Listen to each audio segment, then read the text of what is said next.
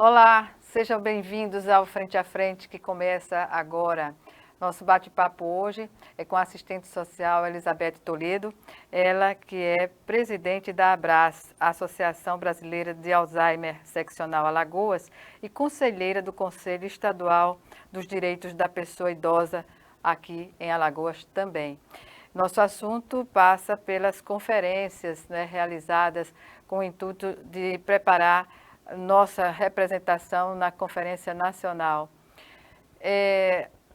Elizabeth, essas conferências que têm sido realizadas, o que mais se destaca no quesito necessidade de ordenar as políticas públicas a elas? Olha, Gorete, quando se trata da pessoa idosa, todas elas se destacam bastante. Porque, embora nós tenhamos alguns marcos legais desde os anos 90, mas nós não temos efetivamente esses marcos legais sendo cumpridos. As deliberações das conferências anteriores a desse ano, nós temos ainda deliberações da primeira conferência que até agora não foram cumpridas. Então, nós temos uma carência muito grande quando se trata dos direitos da pessoa idosa no estado de Alagoas. Em que aspecto requer uma atenção maior dos dirigentes, na sua opinião? Certo. O que se destaca mais, assim, de repercussão são as questões de saúde e as questões de violência. Essas são questões cruciais. Mas alguns anos, 3, 4 anos para cá, nós temos percebido uma grande necessidade das questões de contemplar populações vulneráveis, tipo quilombolas, pessoas idosas indígenas, pessoas idosas LGBT, QIAPNA+, e outros segmentos também da sociedade. Mas, em geral, a questão do envelhecimento no estado de Alagoas ela é muito complexa e pouco resolutiva. Você falou aí em violência. Essa violência, ela é registrada em todas as camadas sociais, Elizabeth? Sim. Isso é uma questão que o mais elevado nível econômico da população ou o mais baixo não faz diferença. Ela ocorre de todas as formas, em todas as famílias. E o grande absurdo é que são sempre praticados pelo familiar mais próximo. Aquela pessoa que lida com a pessoa idosa. Sim, que está dentro da casa onde ela mora. E isso é uma coisa muito difícil de se resolver, porque qual seria o procedimento? Tirar essa pessoa idosa da sua casa, na maioria das vezes a residência é dela, e colocar essa pessoa, por exemplo, numa instituição de longa permanência, ou tirar aquela família da casa e aquela pessoa idosa vai morar com quem? Vai morar sozinha? Qual é a condição de moradia? Quem é a próxima pessoa que vai cuidar dela? Então, é uma questão assim muito, como eu já disse, complexa, que tem que ser observada muito de perto, estudar todas as questões sociais que envolvem essa família para encontrar uma fórmula. Uma fórmula mesmo, porque fórmula é algo absurdo. A pessoa se dá a vida praticamente inteira à família e quando mais precisa é discriminada na própria estrutura familiar. Exato, e é uma fórmula singular, porque cada família tem um perfil. Então você tem que encontrar um caminho para aquela questão, se não resolver, pelo menos amenizar. E a outra família que pode estar até próxima, que está sofrendo violência, também a pessoa idosa, já é uma coisa totalmente distinta. A violência agrava os casos de doenças das pessoas idosas. De que forma? Toda violência é uma questão de saúde. Se a pessoa idosa sofre uma violência patrimonial ou financeira, como a gente chama, isso afeta diretamente a questão da subsistência dela de medicamento, de alimento, de todas as necessidades que ela tem. Se ela sofre uma violência física, essa violência com certeza vai levar ela para uma hospitalização, provavelmente. é uma questão de saúde. Porque a pessoa está numa situação, muitas vezes, muito peculiar na qualidade de vida, né? Sim, com certeza. Se é uma violência psicológica, é uma situação ainda, talvez mais grave ainda, porque os recursos para essa questão ainda são mínimos. Então, toda violência... Na oferta do serviço na oferta público. do serviço público.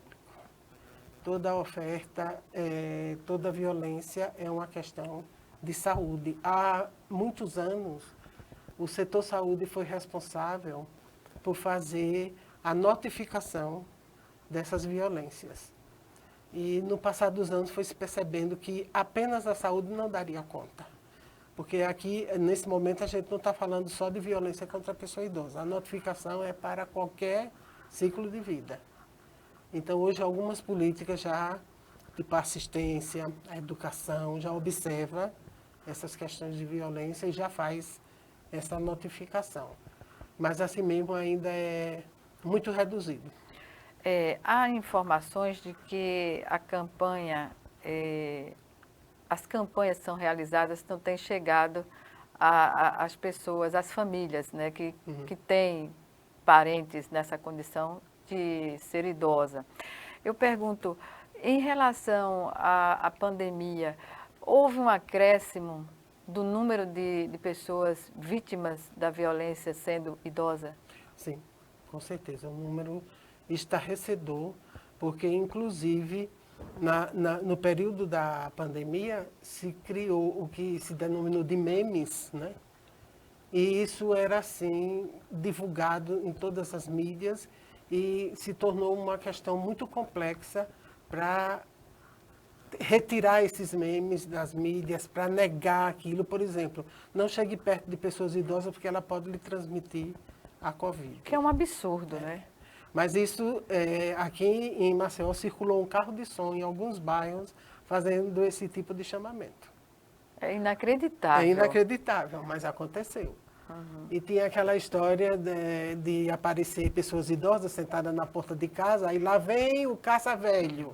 Aparecia um caminhão, né, se aproximando, e todos corriam para dentro de casa apavorados, com medo de serem levados pelo caminhão do caça-velho. Esse tipo de... Caminhão do caça-velho. Teve esse meme também.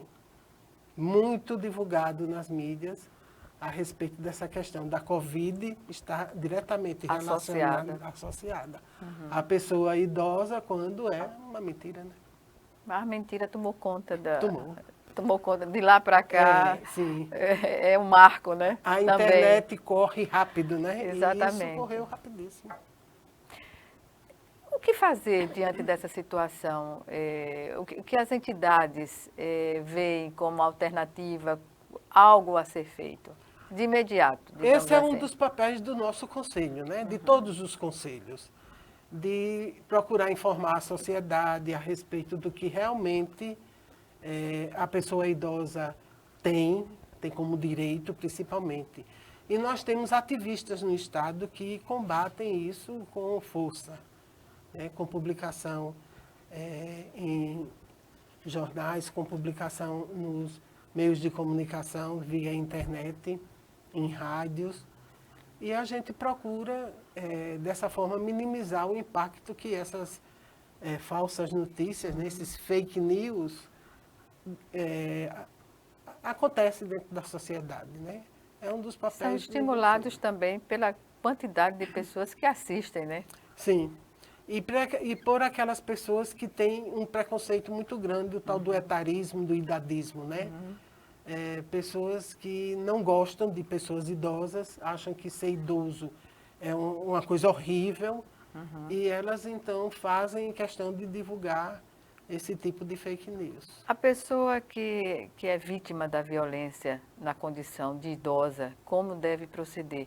Porque fica difícil muitas vezes fazer uma denúncia, não é? Isso.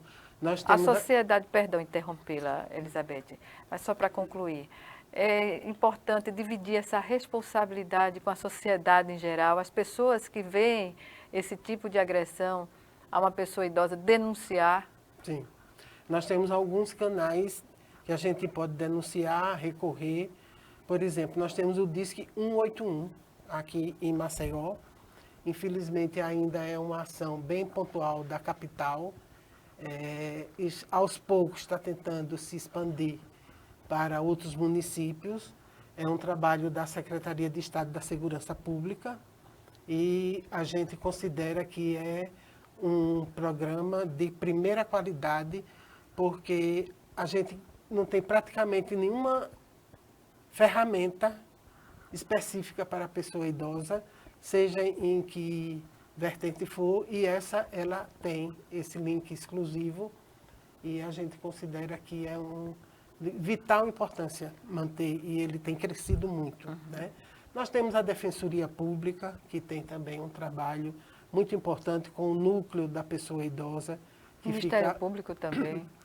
Sim, temos o Ministério Público, tanto a área civil quanto a área criminal, né, que tem um olhar assim, bem focalizado nessa questão da pessoa idosa. Então, temos órgãos para recorrer, né, para fazer denúncia e para tentar coibir esse tipo de ação. Muitas pessoas chegam à velhice em condições lamentáveis de sobrevivência, né? Uma estrutura de acolhimento seria necessário, necessária, Elizabeth? Sim, importantíssima. Nós temos diversas questões nesse sentido. Por exemplo, nós temos pessoas idosas que estão em situação de rua. Essas pessoas, nós temos aqui na capital o consultório na rua, que é um consultório que ronda a cidade e faz atendimento a essas pessoas em situação de rua. E em se descobrindo uma pessoa que precisa de ir para um hospital, ele é levado, principalmente para o HGE, e lá, depois de alguns dias de tratamento, ele tem a alta médica, mas não querem dar a alta social. Por quê? Para ele voltar para a rua de novo. Às vezes é aquela pessoa que não precisa estar internada, mas ainda precisa de uma continuidade de tratamento. Então, existe uma discussão, até com o Ministério Público da União, é quem está comandando essa discussão entre o Estado e a capital, para se criar esse espaço de colocar essas pessoas. Uma instituição de longa permanência pública em Maceió nós não temos, que é onde está a população maior de pessoas idosas do estado, né? Nós temos uma na capital, que foi recentemente inaugurada, que chama Cidade do Idoso, mas me parece que vai trocar o nome para a Casa da Pessoa Idosa, alguma coisa. Que é o correto, né? Sim. A nomenclatura. A nomenclatura, isso. Mas ela tem uma capacidade de 35 pessoas. Apenas. É pequeno. E a demanda deve ser... Iniciativa importantíssima, né? Por conta da necessidade, inclusive porque nós temos que traçar o perfil da pessoa idosa que será internada. São 3 perfis. Aquela pessoa totalmente independente, que é a pessoa que come sozinha, que se veste, que vai ao banheiro, que se levanta, sem problema nenhum. Nós temos a pessoa semi-dependente, que precisa de ajuda em algumas questões, ajuda de outra pessoa, e temos pessoas totalmente dependentes. Essas pessoas totalmente dependentes, é muito difícil encontrar uma instituição para colocar elas, quando elas não têm mais o suporte da família para dar esse cuidado. E essa instituição que a Maceió inaugurou, ela tem vaga para pessoas totalmente dependentes. Então, mas é uma instituição pública? Pública, da Prefeitura de Maceió. Da Prefeitura de Maceió. Do Estado, responsabilidade do Estado, nós ainda não temos, mas é uma necessidade. Não seria interessante um acordo entre Prefeitura, Estado e Prefeituras, no sentido de viabilizar, pulverizando por todo o Estado de Alagoas? Sim, importantíssimo, né? Ter essa iniciativa. Espero que um dia aconteça. Pois bem, vamos acreditar, né? Porque envelhecer com dignidade é um sonho que toda pessoa tem, né? Mas nem todas as pessoas têm a condição de ser. Então, é algo que extrapola a capacidade humana de resolver quando se está na condição de vítima, né? Exatamente. Envelhecer com dignidade é um direito de toda pessoa, mas nem todos conseguem.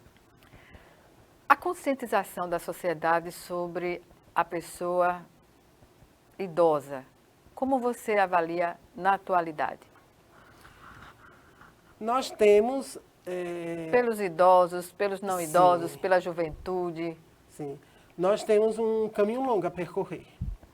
Por exemplo, a questão da intergeracionalidade, que é um trabalho que deve ser realizado principalmente em escolas, onde se juntam pessoas idosas e pessoas de outras faixas etárias para conversar, discutir e, enfim. O SESC tem um trabalho nesse sentido. Né? Ele tem, inclusive, Histórias Bordadas, que é um trabalho belíssimo. Lindo nome. Histórias bordadas. E elas realmente bordam como se fossem quadrinhos, né?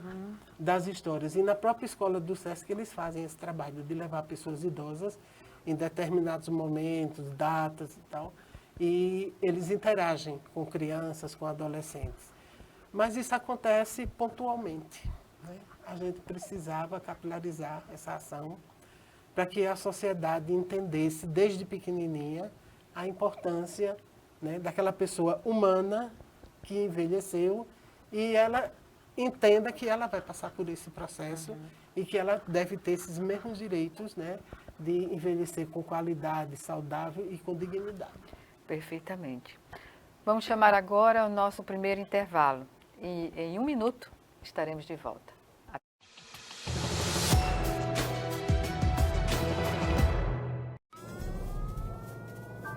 Há mais de 40 anos, um grupo de médicos criou uma organização de emergência médico-humanitária capaz de oferecer ajuda às pessoas em meio a desastres naturais, epidemias ou guerras, atendendo os mais necessitados sem se importar com raça, religião ou ideologia. Hoje, Médicos Sem Fronteiras envia equipes totalmente preparadas para responder a emergências por todo o mundo. Nossos profissionais são financiados por pessoas como você e eu. Conheça-nos, participe, apoie, porque juntos chegamos mais longe.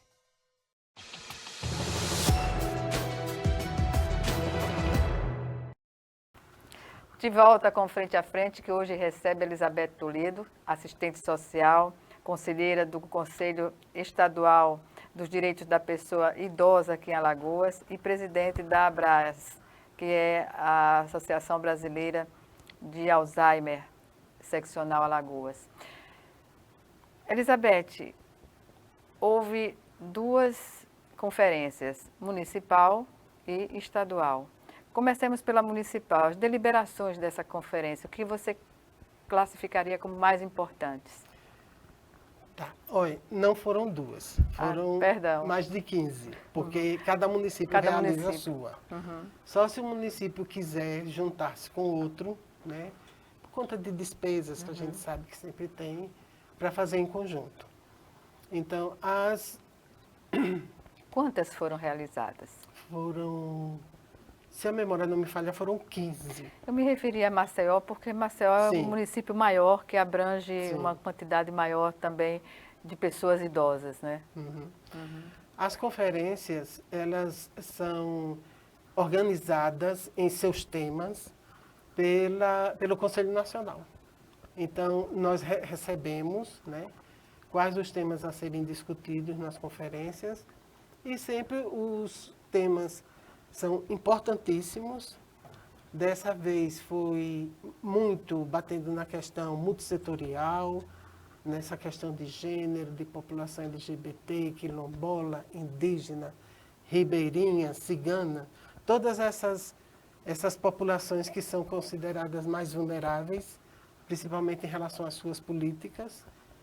E os temas comuns são financiamento, saúde, educação, assistência, né? Todos eles, assim, têm um debate exclusivo sobre o tema.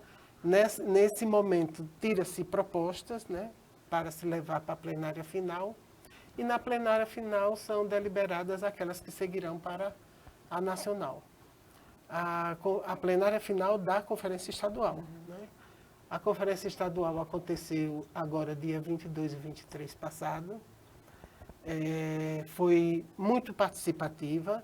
Nós tivemos a palestra magna proferida pelo secretário nacional dos Direitos da Pessoa Idosa e a participação de grande grupo da sociedade alagoana, dos municípios que realizaram as conferências, porque eles indicam os delegados como representantes para a estadual e na estadual se retiram os delegados para a nacional. Percebe-se um aumento da representação de Alagoas, incluindo os municípios e no âmbito do estado também? Não se percebe porque é uma reivindicação nossa já de alguns anos do Conselho Estadual, mas o Conselho Nacional eu não entendo porque ele não atende. Nós há alguns anos só temos 10 vagas para delegados. As vagas são definidas pelo número da população. Então modifica esse número de representatividade. Deveria se modificar. E isso, inclusive, bate de frente com as necessidades. Tem município pequeno que tem uma quantidade maior em relação a outro, digamos assim, de pessoas nessa condição. Com certeza. Então, nós ficamos muito a desejar em número de vagas para levar os delegados para a Conferência Nacional. A gente tem pleiteado, esse ano a gente pleiteou novamente o aumento desse número de vagas, mas não aconteceu. Continuou apenas 10 representações. Essas representações, como participam da conferência estadual, municipal, estadual e federal? Sim. A grande maioria vem dos municípios, né? E da capital também. Elas participam escolhe o tema que ela quer opinar. É bem democrática, né? Sim. Ela escolhe o tema que ela quer. A estrutura de funcionamento Exato. enseja essa condição. Exatamente. Foram 5 temas, né, desses que eu listei: saúde, educação, assistência, equipe multiprofissional. E a pessoa escolhe o tema que quer participar. Ela pode apresentar, melhorar aquela proposta que veio do município. As propostas que vieram dos municípios são apresentadas nesse momento e a pessoa que faz parte daquele grupo de discussão, ela pode propor, modificar, A parte. sim, incluir mais alguma coisa ou modificar a escrita daquela proposta para que fique mais clara, para que contemple melhor, nesse sentido, e leva para a plenária final. E na plenária é decidido se realmente aquela proposta vai ser aprovada ou não. O trabalho de discussão pode ser considerado conjunto com os centros de referência especializados aqui na assistência social também ou não? Olha, todos participam, né? Não temos assim definido oficialmente essa questão, né, do centro de referência, até porque a gente tem pouquíssimo, né, centro de referência no estado de Alagoas. Qual seria a necessidade, digamos assim, dobrar o número de centros? Como se vê essa questão? Porque foi uma das propostas que está sendo enviada para a Nacional. Que bom. Que já que o estado e os municípios alegam não ter recurso para montar e manter esse centro de referência, foi solicitado recurso federal. E o governo federal, se vai atender ou não, o que é que pode determinar isso? Fazer um repasse fundo a fundo, né, para a secretaria. No caso, seria a Secretaria de Estado da Cidadania e a Pessoa com Deficiência, que é quem cedia desde 2 anos passados, o Conselho Estadual dos Direitos da Pessoa Idosa. Porque não existe, né, até então, nenhum trabalho vinculado direto do Estado ou federal com o Estado e municípios? Existe. Existe esse tipo de trabalho. Mas não nesse atende sentido, a totalidade. Do centro de referência, não. Nesse sentido, você ia falar? no sentido para o centro de referência, nós não temos ainda, né? Normalmente, esses centros de referência, eles são trabalhados pela sociedade civil sem ter a participação do Estado. O município ainda participa com alguma contribuição, alguma coisa nesse sentido, mas o Estado não.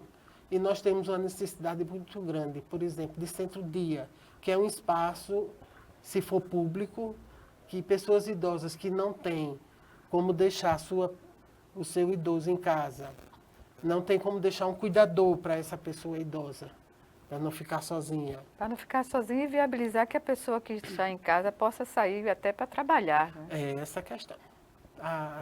Os adultos saem para trabalhar, crianças e adolescentes e até adultos vão para suas escolas e faculdades, e a pessoa idosa, acontece muito cárcere privado, né? Tranca aquela pessoa dentro de casa para ela não sair. É um perigo, né? É um perigo. Isso é um crime previsto no Estatuto da Pessoa Idosa, e ele é caracterizado como abandono, negligência e cárcere privado. A pessoa que deixou pode Passível responder. de punição. Sim, passível de punição. E o que fazer? A experiência, você dizia que há experiências em outros estados, em outras cidades, o Sergipe, parece também Tem. Recife. Como se dá na prática essa casa de apoio? Olha, eu conheci um centro-dia em Casa de acolhimento, né? É um acolhimento, né? E, ao mesmo tempo, ela dispõe, ela oferta um cuidado, uma assistência. Que tipo de assistência? Médica, é mais na área da saúde. E o interessante... Psicológica também? Também. E o interessante da experiência que eu conheci é que ela não contemplava apenas a pessoa idosa, contemplava também o cuidador, se a pessoa idosa tivesse esse cuidador. Porque uma figura que é muito esquecida é a questão do cuidador com o seu estresse, o seu dia a dia, principalmente se for familiar, que não tem quem substitua para ele passar um dia de lazer, para ele cuidar das próprias coisas dele, né, para fazer o seu autocuidado. Então, é um estresse muito grande. E é um caminho para a violência. O estresse permanente, contínuo, né? É interessante você colocar isso, porque certamente muitos que estão nos assistindo podem ver essa realidade em casa, né? Sim. Geralmente é um irmão, um parente mais próximo que fica à disposição para fazer, aliás, não à disposição, ele é levado a essa tarefa diária quase e que obrigado. Quase que obrigado, pois é. É. E o que fazer diante dessa situação? É a questão do centro-dia, né, que a gente precisaria. Um centro-dia em que, esse que eu conheci, ele... Como funciona ele no dia a dia? Pronto, você chega lá, se a pessoa idosa chegar com o cuidador, para o cuidador ficar, a pessoa idosa é destinada para um espaço e o cuidador para outro. E os dois passam o dia ali sendo cuidados. Cuidados em todos os sentidos, com terapia ocupacional, com psicologia, com médicos, com enfermagem, o que for necessário, fisioterapia, depende de cada centro-dia disponibilizar. E ao final do dia recolhe essa pessoa, ou as pessoas, né, se o cuidador ficou também, e leva para sua casa. É um cuidado para o dia. Equipara-se a uma creche para a criança. Né? É a mesma coisa. É a mesma metodologia, só muda Sim. a idade, né? Isso. Pois bem. Pode-se dizer que uma parceria, governo e municípios, pode viabilizar essa casa de apoio? Sim, com certeza. Com certeza, seria muito importante. A gente... O Conselho já propôs algo nesse sentido? Olha, o Conselho em si, não, mas a conferência agora está com essa proposta, levando, né, como eu já falei, para a Conferência Nacional, para ver se o ente federativo dá esse recurso, né, para essa construção ou essa implantação desse centro-dia. pensando nessa questão. Vamos aguardar então, né? Vamos. Que de repente aconteça. Daqui para o fim do ano acontece a Conferência Nacional. Acredito que será em dezembro. E aí vamos ver, né? Vamos ver. Vamos chamar agora o nosso segundo e último intervalo. Em 1 minuto estaremos aqui de volta. Até já.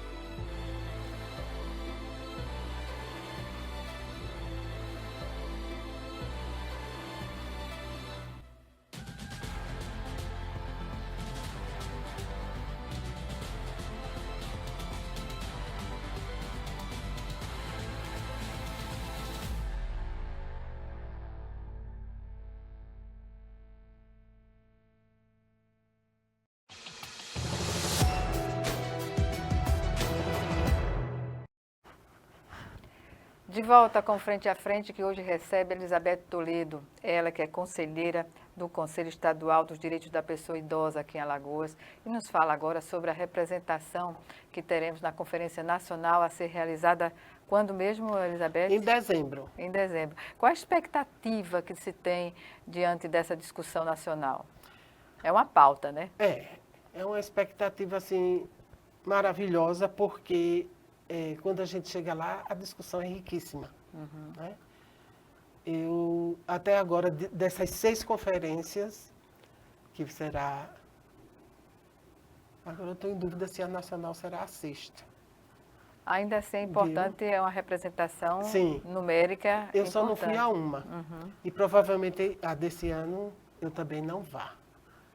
Mas, assim, as outras que eu participei, né, é riquíssimo. Aí você volta, ao mesmo tempo que você volta satisfeito pela sua participação, pelo conhecimento que você adquire, né, naquele evento, né?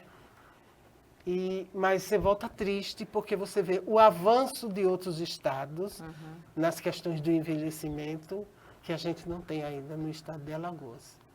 Né? Mas estamos lá para lutar, para pleitear, né? Para reivindicar. Seria deselegante perguntar o porquê de você não participar com a experiência que você tem na área? Assim, pelo número restrito de vagas. Você está oportunizando alguém aí no seu Não, lugar? eu não. A última que eu não fui, eu oportunizei uma pessoa. Realmente eu cedi para ela. Eu não estava em condição de saúde de ir. Sim. E aí abri mão. Dessa vez não. Dessa vez eu nem concorri a uma vaga por opção. Pois bem, em dezembro vai se colocar as demandas do país e o governo vai afirmar que vai se debruçar sobre essas questões e virá o resultado.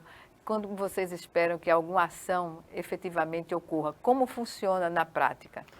A sociedade é quem vai decidir, de todas as propostas que chegarem lá, quais serão as escolhidas para permanecer os anais, né, das conferências e para que o governo atenda. O governo não escolhe, ele vai ter que receber e tentar contemplar todas as propostas. Né, A conferência aponta onde deve se investir, no que investir. E o governo não pode questionar só a forma de viabilizar. A representatividade do governo que estará lá na conferência pode questionar, pode tentar modificar, pode inclusive pedir exclusão da proposta. É um momento muito democrático, né? Mas se a plenária final aprovar, o governo tem que se rebolar para atender. É porque financiamento de projetos com ação pública é sempre onde mora o gargalo, né? Sim, E para todas as áreas. Mas pode-se colocar que isso é uma área privilegiada, do ponto de vista que pode ser privilegiada na emissão de recursos? Eu entendo que não. É opinião pessoal. Eu entendo que não. Eu acho até que poderia... Não, eu formulei a pergunta equivocadamente. Que o governo deve ver essas propostas como prioridade Sim, para investimento. sim, porque a é população... o anseio da sociedade. A sociedade. Numa conferência, a sociedade está dizendo para ele o que é que precisa. Até porque é a sociedade que vivencia, não é a estrutura de governo que sente isso. Exatamente. Né? Exatamente. Então, o papel do governo é tentar formular políticas e angariar recursos para cumprir as deliberações da conferência. A cada ano aumenta a expectativa de novos idosos, né? A expectativa de novos idosos, que a população de idosos está crescendo no país. É a população que mais cresce. Exatamente. Então, pode-se acreditar que, diante de uma realidade como essa, o governo seja mais sensível? Os governos, eu amplio... Olha, Gorete, essa é uma questão, assim, gigantesca. Para você ter ideia, os países da Europa levaram 100 anos para ter a população que o país tem hoje, o Brasil tem hoje. Então, eles tiveram um século para se organizar, para acolher essas pessoas e dar a elas as políticas necessárias para um envelhecimento saudável, né? E a gente não está tendo esse tempo, a gente costuma dizer assando e comendo, né? A gente está nesse trabalho. Nós temos um sistema único de saúde que é uma referência internacional. Sim. Nós sabemos disso. Sim. Como não daria para incluir recursos para a política do idoso por meio do serviço, do sistema? Sim. Incluir recursos, sim, mas nós temos uma grande dificuldade no SUS, né? Como ele é universal, ele é uma política para toda e qualquer pessoa, diferente da política da assistência, por exemplo, que é para quem dela necessita. É específica. Específica, né?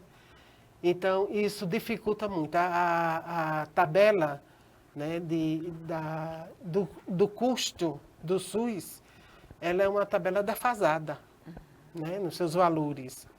E isso acarreta lá na ponta, na assistência direta com a população, né, alguns entraves. E quando se trata da pessoa idosa, a pessoa idosa que precisa de um recurso de saúde, ela precisa muito mais do que outras faixas etárias. Quando ela é internada, ela fica muito mais tempo do que outras faixas etárias. Então, é muito complexa essa situação. A gente tem uma esperança, nós temos aqui em Alagoas a construção do Hospital da Pessoa Idosa, né, lá no Tabuleiro. E a nossa esperança é que, em concluindo e equipando, inclusive com recursos humanos, sejam colocadas lá pessoas expertises na questão do envelhecimento, né, gerontólogos e geriatras, para ter esse atendimento de qualidade, porque será um hospital SUS, né? Exatamente. Sobre a condição de presidente da ABRAS, Associação Brasileira de Alzheimer Seccional Alagoas, você presidente, o que dizer da ação dessa entidade aqui no estado? É uma ação que ela ainda está muito restrita à capital, né? A diretoria tem o pensamento de expandir para outros municípios, mas a gente ainda não teve a oportunidade de fazê-lo. A pandemia colaborou muito para o retrocesso das nossas ações, mas a ABRAS nunca fechou as portas. Esteve sempre presente. Nós temos reuniões mensais com os cuidadores. Onde ela está instalada? Olha, nós temos a reunião na Igreja de São Pedro, uma sala que a igreja cedeu, e a outra é na Escola Técnica aqui na Uncisal, também acontecem reuniões. Nós tínhamos um grupo lá no Hospital Universitário, mas com a pandemia ele foi desfeito e nós ainda não conseguimos retomar esse grupo. Mas é uma das nossas metas, retomar. Agora, mês de setembro, né, antes de ontem, foi o Dia Mundial do Alzheimer, dia 21 de setembro. E nós anunciamos para a sociedade, né, a importância dessa data com uma caminhada na praia. Nessa caminhada, a gente distribuiu panfletos, conversamos com as pessoas, passamos orientações e esse é o nosso papel, de acolher os cuidadores de pessoas idosas com Alzheimer. Que é um agravante, não é? É uma luta muito grande para essas pessoas cuidadoras, porque volta para aquela questão do familiar, que é o responsável, que às vezes não encontra alguém para substituí-lo. Ou para dividir essa tarefa. Ou para dividir, sim, com certeza. E é uma carga muito maior do que você cuidar de uma pessoa que não tem Alzheimer, né? Porque tem toda uma especificidade. E cresceu o número de pessoas, né? Sobretudo na terceira idade. Cresce assustadoramente, no Parece- mundo todo. Pois é, parece que o aumento teve a ver também com as condições traumatizantes da Covid, né? Colaborou demais, né? Esse momento de isolamento prejudicou demais algumas pessoas, né? Ou muitas pessoas. Exatamente. Que tipo de parceria pode se estabelecer da entidade da Abrasa aqui nas suas tarefas diárias? Como você vê? Essa é uma meta que a gente está construindo, correndo atrás para fazer parceria, principalmente com faculdades, para ter aquele atendimento gratuito que as faculdades disponibilizam, né, para a população. Então, a gente está pleiteando esse atendimento, principalmente na área de saúde mental, para essas pessoas. Quando a gente vê, voltando à questão tanto do Alzheimer quanto da pessoa idosa, há um dado de abuso, né? De abuso sexual Sim. que está cada vez mais crescente dessas pessoas que são vítimas. O que se pensa em relação a isso em nível de entidade? Olha, essa é uma questão delicadíssima. Primeiro, pela questão em si, né? Abuso sexual de uma pessoa idosa e muitas vezes, na maioria, acamada, né? É inimaginável, né? Terrível. O que ocorre? Por exemplo, o ano passado nós tivemos uma pessoa que foi condenada pela justiça a 8 anos de cadeia pelo abandono e negligência, embora a denúncia foi sobre abuso sexual. Mas acontece que a família não fez o exame de corpo de delito. Que é fundamental para Fundamental especificar. para você provar que houve o abuso sexual. E como não houve essa prova, ele não pôde ser condenado por esse crime, que seria Que é uma a situação dosimetria absurda. seria muito maior, né? Então ele foi condenado por negligência, por abandono e pela questão patrimonial. Pouco chega à justiça dos casos existentes, Sim, não? sim.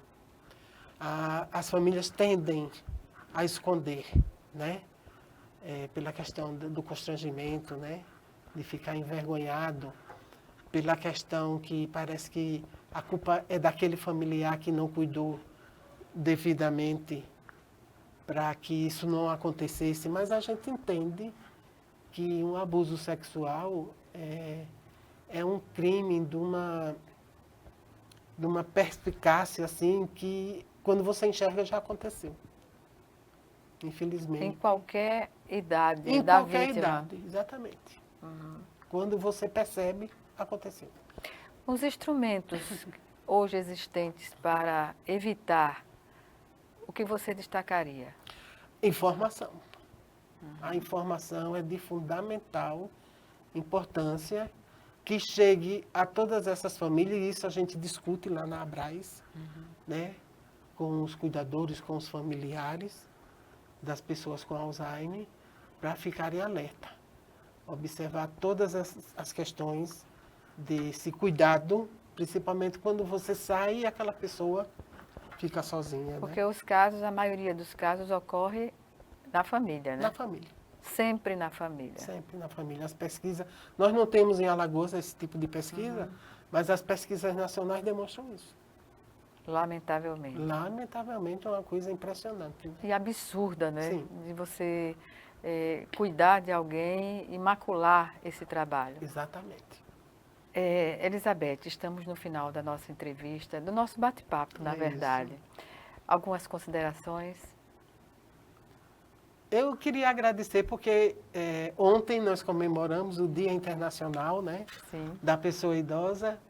Então, essa conversa hoje foi bem providencial para marcar essa data. Até 2006, o Dia da Pessoa Idosa era considerado 27 de setembro. Em 2006, um decreto do Presidente da República, 11.433, unificou a data, porque o Dia Internacional já era 1º de outubro e o Nacional 27 de setembro. Então, ele unificou as datas e o decreto diz que é para se comemorar. Então, comemoremos. Essa data comemoramos. Obrigada mais uma vez a sua participação e até uma próxima oportunidade. Eu quem agradece. Obrigada. Obrigada a você também que nos assistiu e até o nosso próximo encontro aqui, frente a frente com você. Até